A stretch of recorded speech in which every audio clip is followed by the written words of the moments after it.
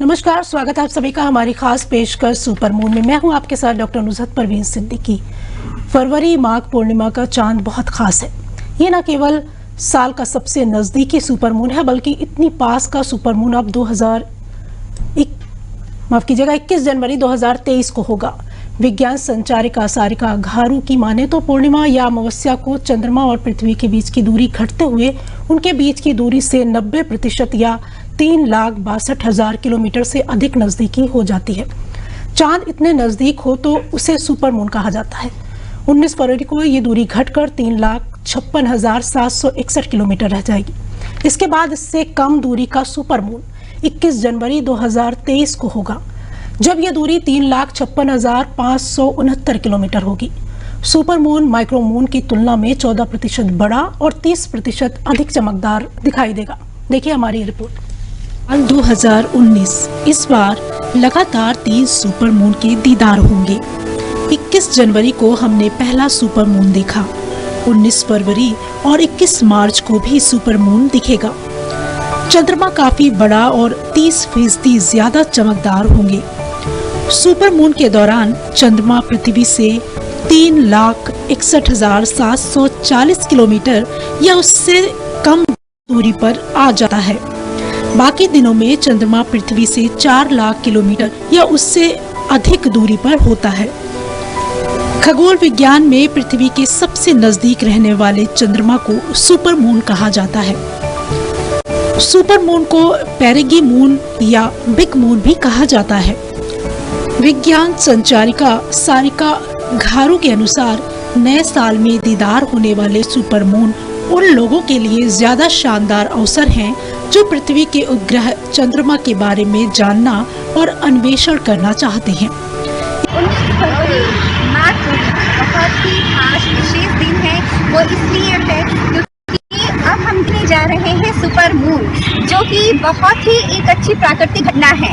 वो इसलिए है क्योंकि आमतौर पर जब हम पूर्णिमा में देखते हैं तो चंद्रमा हमें दिखाई तो देता है, लेकिन अभी जो 19 फरवरी का चंद्रमा है वो माइक्रो मून की अपेक्षा 14% बड़ा और 30% चमकीला दिखाई देने वाला है।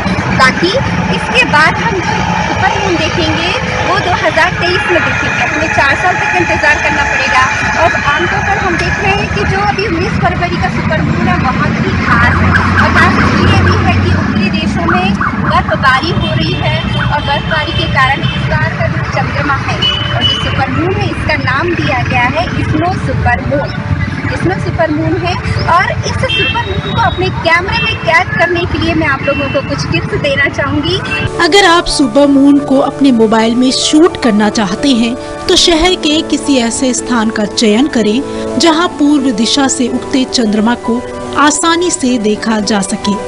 इसके लिए आप शाम होने से पहले ही स्थान को चुन सकते हैं। बेहतर होगा कि आप अपने मोबाइल कैमरे को किसी ट्राइपॉड पर रखकर फोटोग्राफी करें। अगर ये मुमकिन नहीं तो आप किसी ठोस सतह का स्टैंड की तरह उपयोग कर सकते हैं। फोटोज लेते समय डिजिटल जूम का इस्तेमाल मत कीजिए, इससे फोटो क्वालिटी कमजोर होगी। इसके बाद फोटो लेने के बाद आप मून की इमेज को क्रॉप कर सकते हैं। अगर आप कैमरे से फोटो ले रहे हैं तो एक्सपोजर दिन के हिसाब से कम रखें, क्योंकि चंद्रमा की तेज चमक में अधिक एक्सपोजर आपकी फोटो की क्वालिटी कम कर देगा।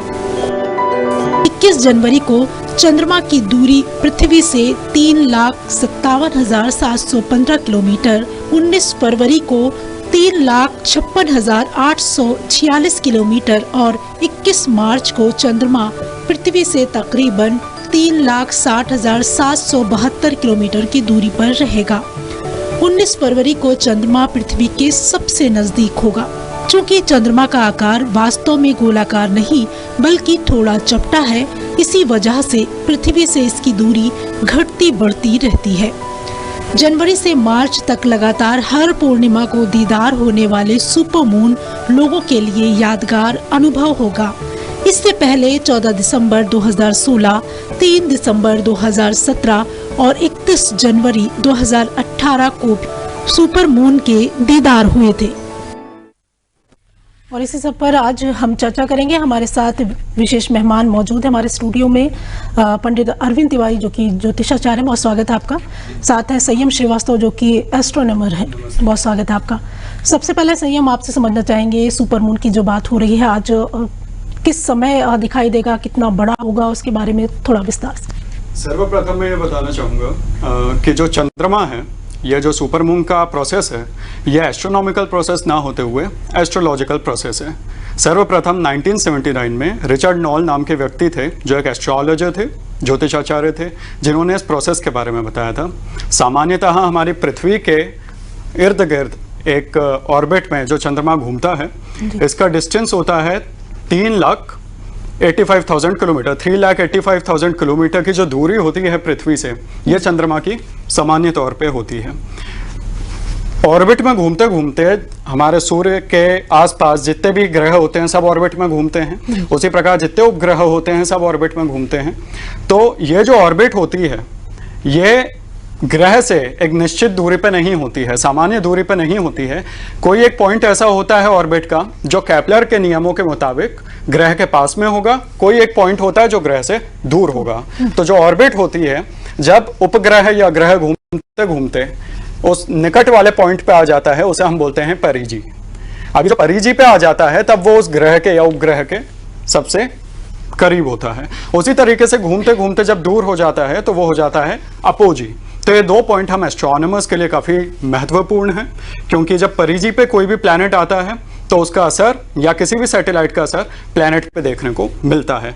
तो चंद्रमा हमारा जब घूमते घूमते अपनी कक्षा में परिजी में आ जाता है, तो जैसा आप सभी ने देखा कि उसका जो डिस्टेंस पृथ्वी से होता है वो कम होके 28,000 किलोमीटर कम होके 3,65,000 किलोमीटर के आसपास आ जाता है, या 3,70,000 किलोमीटर के आसपास आ जाता है। सीधे सीधे 28,000 किलोमीटर का घटन हो जाता है उसमें। इसी प्रकार उसकी जो आकार है वो 7% बड़ा हो जाता है।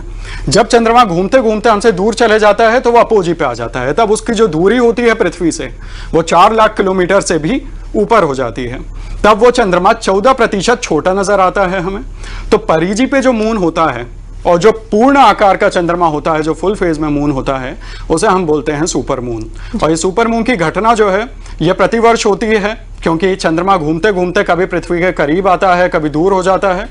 तो इस प्रकार जब वो करीब आता है तो ये परिजी की घटना जो है, जो सुपर मून की घटना है, ये 1979 से मूलतः हम लोग सुनते आ रहे हैं इसके विषय में। तो हर साल, अभी आपने बताया कि हर साल होगा, पर अभी जो जानकारी अभी इसलिए विशेष है यह हमारे लिए, क्योंकि चंद्रमा का ये जो डिस्टेंस है ये इसके बाद केवल 2023 में देखने को संभव होगा। तो इसका जो साइज है, जो आकार है, वो बड़ा हो जाएगा और पृथ्वी के काफी नजदीक होगा। तो इससे क्या कुछ प्रभाव पृथ्वी पर? इससे यदि प्रभाव की बात करें तो इससे एक प्रोसेस होता है वैज्ञानिक तौर पे, जिसे हम बोलते हैं spring upsurge, tidal spring upsurge.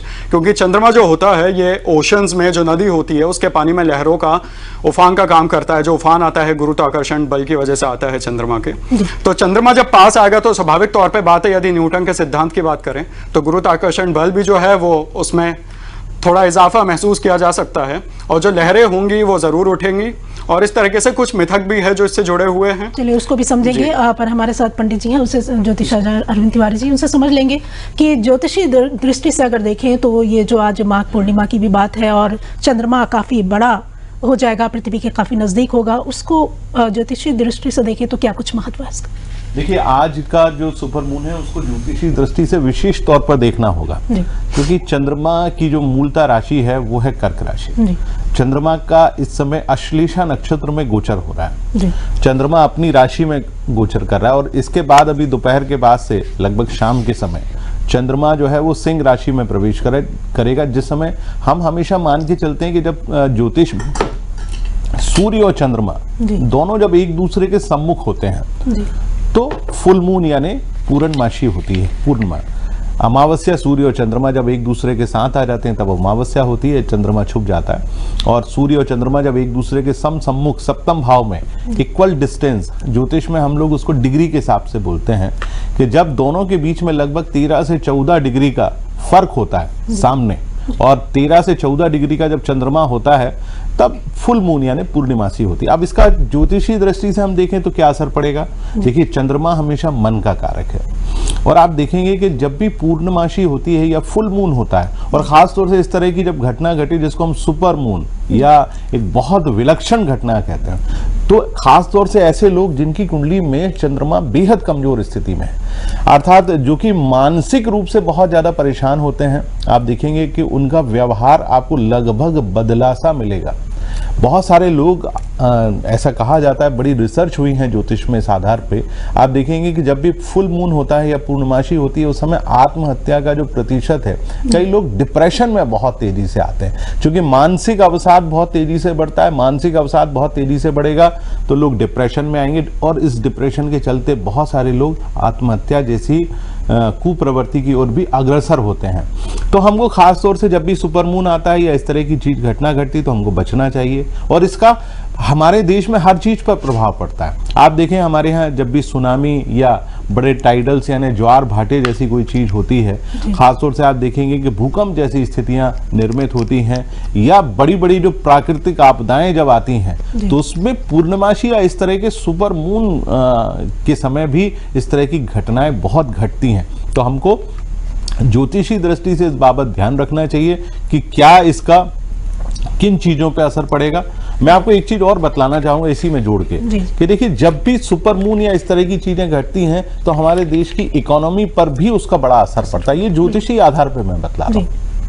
आर्थिक रूप से हम कहीं ना कहीं परेशान होते हैं, क्योंकि ये घटना घटनी थी। तो आप देखेंगे पिछले 4-5 दिनों से हमारा जो बीएसई का इंडेक्स है, क्योंकि वो भी वृषभ राशि एक द बिग बुल है, वो भी वृषभ राशि और चंद्रमा एक दूसरे से पराक्रम भाव यानी 9-12 की स्थिति पर है। तो आप देखिए कि हमारा बीएसई इंडेक्स भी हिल रहा है इस समय, आर्थिक रूप से हिल रहा है। और आप देखिए हमारे पड़ोस में कहीं ना कहीं युद्ध जैसी स्थितियां बनी हुई हैं, बहुत सारी चीजों में परेशानी है।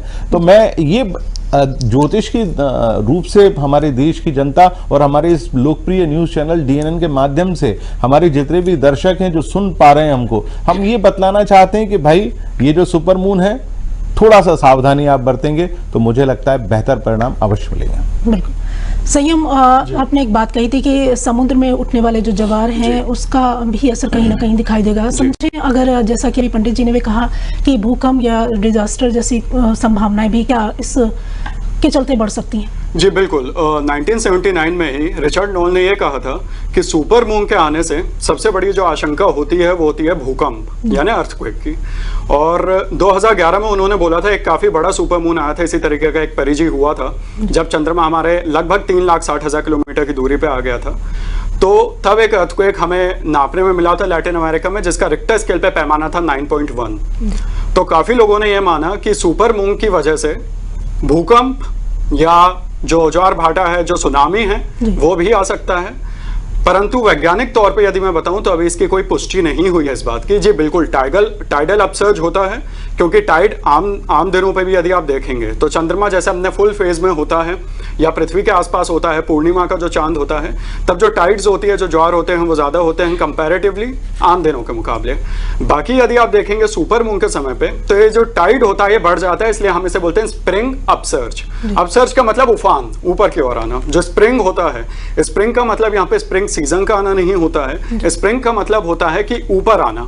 जर्मन भाषा का ये शब्द है जहां से हमने लिया है, और इसका मतलब है ऊपर आना। तो जो ज्वार ऊपर की ओर आता है उसे हम बोलते हैं टाइडल अपसर्ज। परंतु इससे सुनामी की कितनी आशंका है और अर्थक्वेक की कितनी आशंका है, यह अभी हम पैमानिक तौर पे, बिल्कुल प्रामाणिक तौर पे नहीं कह सकते हैं, क्योंकि वैज्ञानिक तौर से इसकी कोई पुष्टि अभी है नहीं।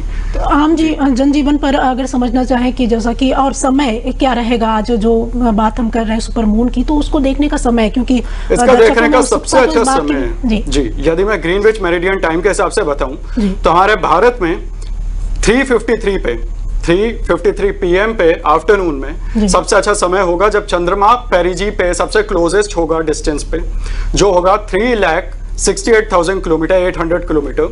तो ये जो डिस्टेंस होगा सबसे करीबी होगा जो आपको देखने में नजर आएगा 3:53 PM पे।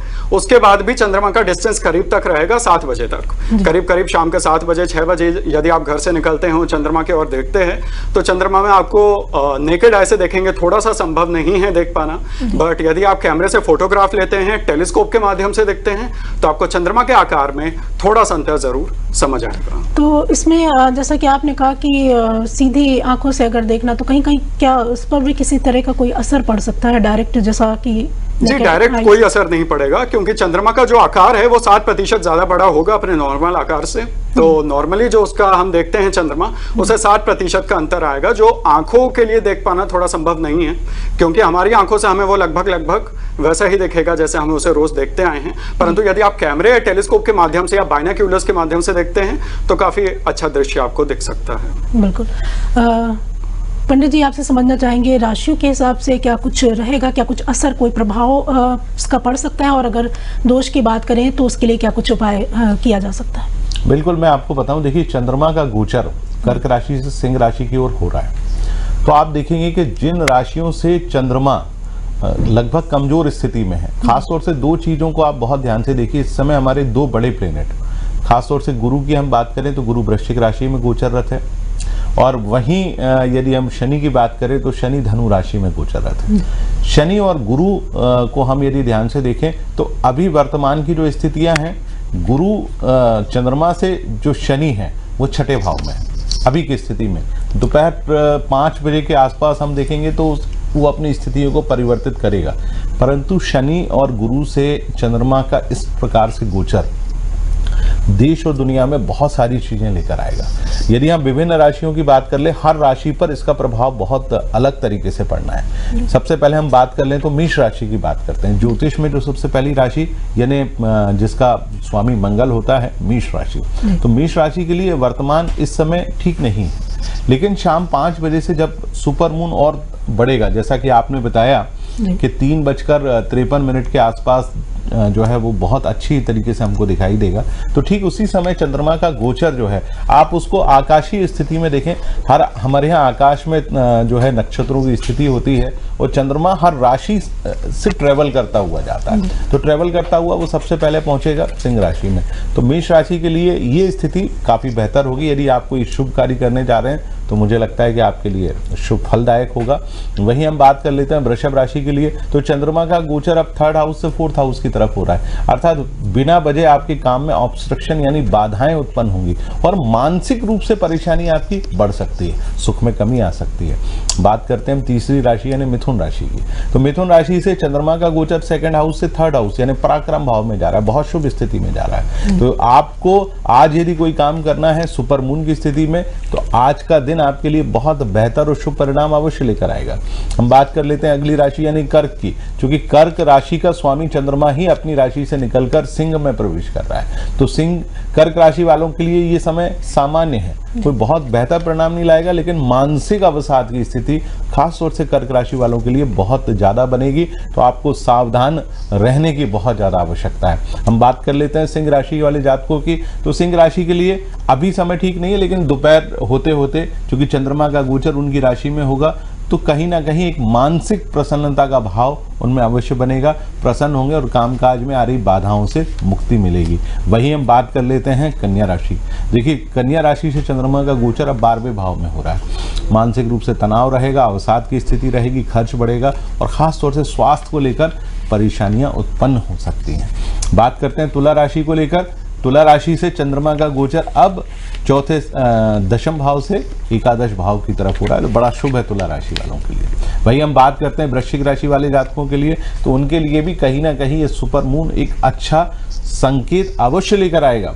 लेकिन हम बात करते हैं धनु राशि के लिए, तो धनु राशि के लिए कमजोर है, क्योंकि चंद्रमा का गोचर 8th भाव में चल रहा है, 8th से 9th की ओर अग्रसर हो रहा है। तो स्वास्थ्य को लेकर, कामकाज को लेकर जितनी भी परेशानियां आज के दिन चल रही हैं, वो शाम होते होते कम होना अवश्य शुरू कर देंगे, लेकिन फिर भी मानसिक तनाव बड़ा रहेगा, क्योंकि शनि उन्हीं की राशि में गोचररत है। बात करते हैं जो बाकी बची हुई 3 राशियां हैं, उनमें राशि है मकर राशि। मकर राशि के लिए समय थोड़ा सा ठीक नहीं, क्योंकि चंद्रमा 7th से 8th की ओर बढ़ रहा है, तनाव बढ़ेगा, सेहत को लेकर परेशानियां होंगी, और खास तौर से आप वाहन यदि सावधानी से चलाएं, क्योंकि जब भी चंद्रमा 8th भाव में होता है तो दुर्घटनाएं बहुत ज्यादा घटती हैं, तो सावधानी रखें, बेहतर होगा। बात करते हैं अंतिम 2 राशि, उनमें से एक कुंभ राशि की बात कर लेते हैं। चंद्रमा का गोचर आपके लिए बहुत शानदार है, 6th से 7th भाव की तरफ आ रहा है, पार्टनर के साथ संबंध अच्छे रहेंगे, परंतु ध्यान रखें यदि आप कोई पार्टनरशिप में काम कर रहे हैं तो उसको लेकर आपको तनाव होगा और खास तौर से अपने मानसिक स्वास्थ्य का आप ध्यान अवश्य रखिएगा। बात करते हैं अंतिम राशि यानी मीन राशि की, तो मीन राशि वाले जातकों की कुंडली में चंद्रमा का गोचर अब छठे भाव की तरफ हो रहा है, तो आपके लिए बेहद शुभ है। तो आप आज अपने जितने भी आवश्यक कार्य हैं उनको बहुत आसानी से संपन्न करें और वो आसानी से आपके कार्य अवश्य बनेंगे। तो कुछ राशियों के लिए आपने बोला कि समय ठीक नहीं है या जो भी उनमें दोष है, तो उसके लिए क्या कुछ उपाय वो कर सकते हैं? देखिए, बहुत सुंदर सा उपाय है, चंद्रमा से जुड़ा हुआ उपाय है। हम हमेशा कहते हैं कि आप आज के दिन थोड़ा सा दूध से बनी हुई किसी भी चीज़ का आप सेवन कर लीजिए। जैसे खीर होती है, यदि आप खीर का सेवन करेंगे तो उससे आपको बहुत लाभ होगा। आपने देखा होगा कि हमारे यहाँ अक्सर शरद पूर्णिमा या कोई भी पूर्णिमासी होती है तो हम खीर का भोग चंद्रमा को अवश्य लगाते हैं। उसके पीछे कारण ये होता है कि जो पूर्णमासी की जो शुभ किरणें हैं वो जब खीर पर पड़ती हैं तो उनमें कुछ औषधि किरणें होती हैं जो कि आपको मानसिक और शारीरिक स्वास्थ्य के लिए शुभ फलदायी होती हैं। तो यदि आप खीर का सेवन करते हैं या दूध से बनी हुई किसी भी चीज़ का आप सेवन करते हैं तो मुझे लगता है कि जो चंद्रमा का जो अशुभ दोष है उससे आपको निसंदेह मुक्ति मिलेगी। यदि वो भी ना कर पाए तो एक मोती, जो कि चंद्रमा का एक रत्न होता है, उसको आप पहन सकते हैं। मोती ना पहन पाए तो एक स्फटिक या क्वार्ट्ज बहुत सस्ता स्टोन आता है 50 से 100 रुपए के आसपास का, उसको आप पहन सकते हैं। मुझे लगता है उसको आप पहनेंगे तो उससे अवश्य लाभ होगा। बिल्कुल संयम, कुछ खास जानकारियां या कुछ खास सावधानी, जैसा कि आपने बताया कि 3:45 पर दिखना शुरू हो जाएगा सुपरमून और शाम के 7 बजे तक आप बेहतरीन तरीके से देख सकते हैं, तो और क्या कुछ जानकारी हमारे दर्शकों के लिए जो इसके लिए तैयारी पहले से वो करें? काफ़ी अच्छा समय है ये, क्योंकि इस साल 2019 में हमारे पास केवल 3 ही सुपर मून्स हैं। एक हो चुका है पिछला महीना जनवरी में, एक अभी है जो आज के दिन हमें नजर आएगा, एक है अगले महीने 21 मार्च को। तो आज का जो सुपर मून है ये किस तरीके से स्पेशल है हमारे लिए, क्योंकि सबसे बड़ा मून है। तो इस साल में जो आप सबसे बड़ा चंद्रमा देख पाएंगे वो आज ही के दिन देख पाएंगे। तो यदि आप घर से निकल के उस चंद्रमा को देख सकते हैं, उसका दर्शन कर सकते हैं, बिल्कुल करिए, बिकॉज आज का जो समय है ये काफ़ी ऑस्पिशियस है। और जो चंद्रमा है एक्चुअली ये जो फरवरी का मून होता है इसे हम फुल स्नो मून भी बोलते हैं या फुल हंगर मून भी बोलते हैं। ये नाम हमारी तरफ से नहीं आता है, ये पुराने जो नेटिव अमेरिकन लोग थे जो अमेरिका में जिन्होंने सबसे पहले जो सीजन को डिवाइड किया था वो चंद्रमा के आधार पे किया था, ना कि सूर्य के आधार पे। तो वो जो सीजन उन्होंने डिवाइड किए थे वो इस तरीके से किए थे कि चंद्रमा जब आता है तब क्या असर पड़ता है पृथ्वी पे। तो उन लोगों ने देखा कि फरवरी के समय में बर्फबारी ज्यादा होती है वहां पे अमेरिका साइड पे। अब हंटिंग करने में प्रॉब्लम आती है, खाना जुटाने में प्रॉब्लम आती है, इसलिए इस चंद्रमा को कहा गया फुल स्नो मून या full hunger moon. Hunger moon यानी हमें खाना मिलने में कठिनाई हो रही है। तो इससे जुड़े हुए कुछ मिथक हैं। आज वैज्ञानिक दृष्टिकोण से इन सब चीज़ों को हम थोड़ा पीछे छोड़ चुके हैं, इसी चीज़ में आगे आ गए हैं। अब चाइना ने अभी नया मिशन भी चंद्रमा पे छोड़ा है, चंगे 4। तो हमारे दर्शकों के लिए एक रोचक बात यह होगी कि चंद्रमा का हमें केवल एक ही हिस्सा नजर आता है, जैसे हम बोलते हैं bright side of the moon. चंद्रमा का जो पीछे वाला साइड है हमें वो कभी नजर ही नहीं आता, क्योंकि वो होता है डार्क साइड। असल में चंद्रमा 27 दिन में ही पृथ्वी के चारों ओर घूमता है और 27 दिन में ही अपनी धुरी पे भी घूमता है। तो उसका जो साइडरियल मंथ है, जो उसका रेवोल्यूशन का टाइम है और जो उसका रोटेशन का टाइम है वो एक ही है। तो हम चंद्रमा का पीछे वाला हिस्सा कभी देख नहीं पाते, हमें लगभग 58% चंद्रमा नजर आता है पृथ्वी से। तो इस चंद्रमा के पीछे वाले हिस्से पे चीन ने अभी मिशन भेजा है, भारत भी अब चंद्रयान 2 की तैयारी में है और फिर 2022 में जैसा हमारा जब भारत की आज़ादी को 75 ईयर्स हो जाएंगे तो हम पे गगनयान यानी व्यक्ति को भी स्पेस में भेजने की तैयारी में है, प्रयोजना में है। तो चंद्रमा जो है आज की डेट में यदि आप देखेंगे तो dark side of the moon जो है उसका भी थोड़ा सा अंश मात्र का हिस्सा आपको नजर आ सकता है, क्योंकि चंद्रमा विशाल होगा। तो जो पीछे वाला हिस्सा है जो हमें आमतौर पर नजर नहीं आता, इसे देखने की चेष्टा या कोशिश हम कर सकते हैं। तो यह आज के लिए काफी रोचक होगा और बाइनोक्यूलर से देखेंगे तो उसका नजारा ही कुछ और होगा। काफी चमकदार भी, काफी चमकदार है। तो यदि आप इसे फुल एक्सपोजर पे इसकी तस्वीरें लेना चाहते हैं तो तस्वीरें उतनी अच्छी नहीं आएंगी, तो आपको थोड़ा एक्सपोजर लो रखना पड़ेगा। टेलीस्कोप से भी देखेंगे तो यदि फिल्टर हो तो और भी बेहतर, नहीं तो इसका जो प्रकाश है वो आम दिनों के कंपैरिजन में 7.2% ज्यादा है और इसकी इंटेंसिटी भी काफी ज्यादा है। अपोजी पे जब चांद होगा यानी 4 लाख किलोमीटर से ऊपर के जब डिस्टेंस पे होगा तब इसकी तस्वीरें हाई एक्सपोजर पे आ सकती है। अभी यह संभव नहीं है, परंतु इस चंद्रमा का दीदार अवश्य करें, क्योंकि ऐसा चंद्रमा अब हमें केवल 19 साल बाद, यानी 2023 के आसपास नजर 4 साल के बाद ही दिखाई। जी बिल्कुल, बहुत शुक्रिया आप सभी का हमारी चर्चा में शामिल होने के लिए और अच्छी जानकारी हमारे दर्शकों तक पहुंचाने के लिए। तो दर्शकों, देखा आपने और समझा इस चीज को कि आज के दिन कितना चांद कितना बड़ा